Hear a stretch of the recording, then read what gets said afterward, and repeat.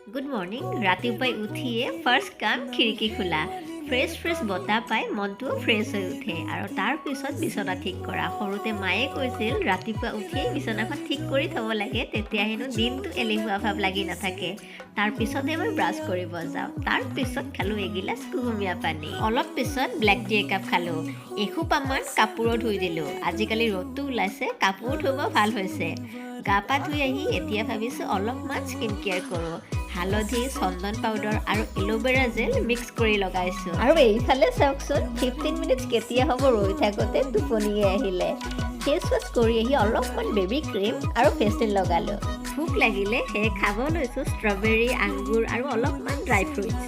আৰু এতিয়া যাব ওলাইছোঁ এঠাইলৈ। চিম্পলকৈ ওলাইছোঁ, অলপমান পাউডাৰ, কাজল, মাস্কাৰা লগাইছোঁ।